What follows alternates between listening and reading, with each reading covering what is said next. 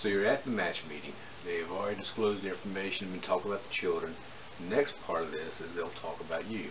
But not just you. You're probably not the only one at the table. There'll probably 2 or 3 other families.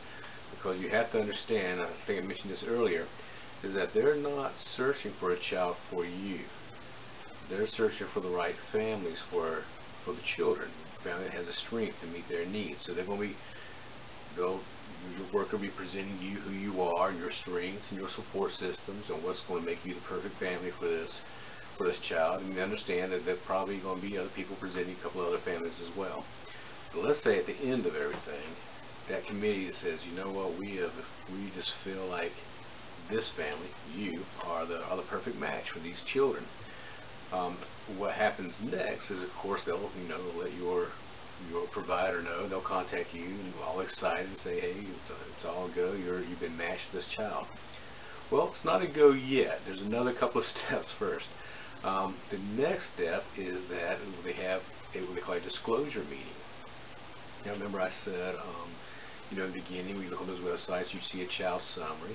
Now, on the when you start asking about the child, they share through a child study. Now, what you're going to get are these books, maybe the files of the child or children. And if you're a local agency, they give you this, and you'll notice it'll have everything except you'll see a lot of black lines through it. Well, what are these black lines about?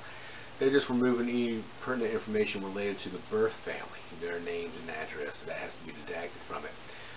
But the rest of it they'll give you. All the other important information will be there.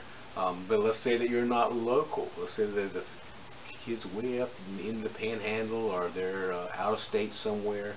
What do you do then? Well, they will usually they'll FedEx the stuff to you, and you'll have it before you. And if it's local, you'll go down to your local child welfare office in the room, and there'll be the social worker for the child, probably that card ad litem again. Your worker may be there. You'll be there. You and your spouse, if you have a spouse. And what will happen is you'll sit there and you're expecting just to go over, well, first they'll go over that information again very carefully in this disclosure meeting, trying to see anything that's pertinent to you, all the vital information, the history, special connections, any diagnoses, how things going to school, how things going to family, what are the behavioral stuff they're seeing, what the child's likes, what works for the child, what doesn't work. We're really going to go over this stuff with you. In the same way, if it's, let's say the child's out of area, you'll actually, of course, you may not be there in person, but they'll phone conference, same thing. You may phone conference in, and they're just going to really go over this information with the child. The reason is, well, let me say this first. Here's what's not, you're expected to ask all the questions you have, but here's what you're not expected to do. You're not expected to say yes or no at this time. What you're expected to do is take this information. If you're using this local, they'll send it home with you, and you'll sit on it for a couple of days, for about 48 hours.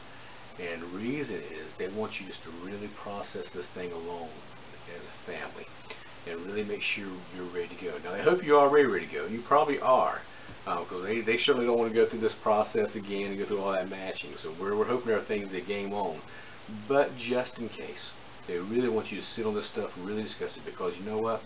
If you need to back out, this is when you have to do it. If something comes up in that information that you're not comfortable with, or you think you may be over your head, this is the time you just really have to back out on this.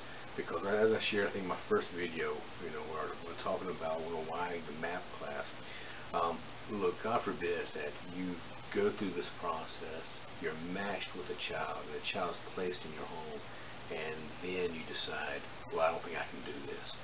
The destruction is just, destruction to your family's horrible. Destruction to that child's horrible. I talked about before about how, for that child's that, been placed with you, they've been talking and calling you the forever family. So we don't want that to happen. This is the point, if something comes up, you just really do have to back out if you have to. But let's say you don't. Let's say you've gone over this information as a family, you look over, you're really ready to go, and you're excited, and you're going forward. Well, the next point of this will be, we'll start doing what we call a transition. And again, that looks different if you're doing it local, or if you're looking at from a distance. So we'll talk about that in part 3. Thanks.